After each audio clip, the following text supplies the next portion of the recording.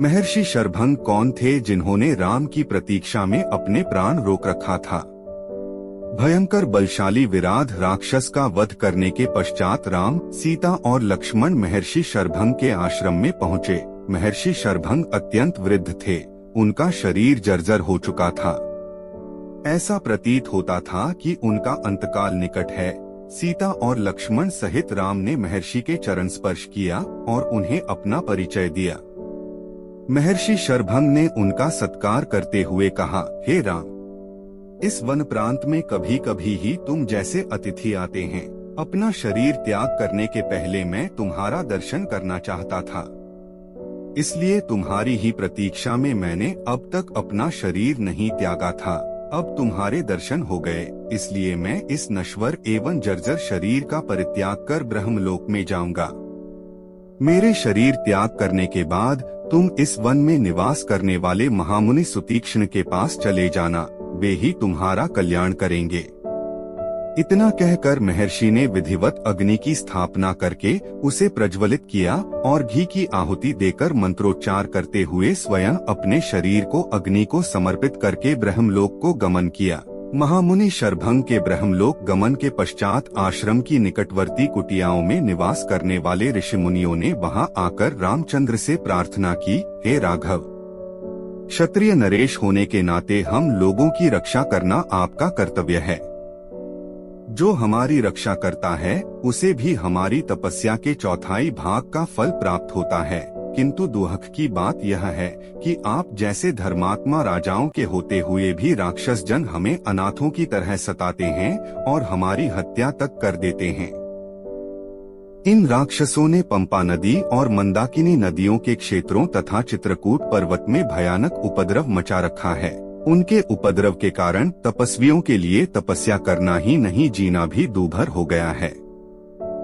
ये समाधिस्थ तपस्वियों को मृत्यु के मुख में पहुंचा देते हैं, इसीलिए हम आपकी शरण में आए हैं। आप इस असह्य कष्ट और अपमान से हमारी रक्षा करें और हमें निर्भय होकर तप करने का अवसर दें। राम बोले, हे ऋषि मुनियों, आपके कष्टों के विषय में सुनकर मैं अत्यंत व्यथित हुआ हूँ। पिता की आज्ञा से अभी मुझे 14 वर्ष पर्यंत इन वनों में निवास करना है। आप लोगों के रक्षार्थ में इस अवधि में राक्षसों का चुन चुन कर नाश करना चाहता हूँ। आप सबके समक्ष मैं प्रतिज्ञा करता हूँ कि अपने भुजबल से मैं पृथ्वी के समस्त ऋषि द्रोही राक्षसों को समाप्त कर दूंगा। आप लोग मुझे आशीर्वाद दें ताकि मैं इस उद्देश्य में सफल हो सकूं। इस प्रकार से उन्हें धैर्य बंधा और राक्षसों के विनाश की प्रतिज्ञा कर रामचंद्र सीता और लक्ष्मण के साथ मुनि सुतीक्ष्ण के आश्रम में आए। उन्होंने अत्यंत वृद्ध महात्मा सुतीक्ष्ण के चरण स्पर्श किए और उन्हें अपना परिचय दिया। राम का परिचय पाकर महर्षि अत्यंत प्रसन्न हुए। उन्होंने तीनों को समुचित आसन दिया, उनका कुशलक्षेम पूछा तथा फल आदि से उनका सत्कार किया। वार्तालाप करते करते सूर्यास्त की बेला आ पहुंची, तब उन सबने एक साथ बैठकर संध्या उपासना की और रात्रि विश्राम भी उनके आश्रम में ही किया। प्रातःकाल राम बोले, हे मुनिवर, हमारे हृदय में दंडक वन में निवास करने वाले ऋषि मुनियों के दर्शन करने की उत्कृष्ट अभिलाषा है। हमने सुना है कि यहाँ ऐसे अनेक ऋषि मुनि हैं जो सहस्त्रों वर्षों से केवल फलाहार करके तपस्या करते हुए सिद्धि को प्राप्त कर चुके हैं। ऐसे महात्माओं के दर्शनों से जन्म जन्मांतर के पाप नष्ट हो जाते हैं, इसलिए आप हमें जाने की आज्ञा दीजिए। महर्षि सुतीक्ष्ण ने आशीर्वाद देकर प्रेम पूर्वक उन्हें विदा करते हुए कहा, हे राम, तुम्हारा मार्ग मंगलमय हो।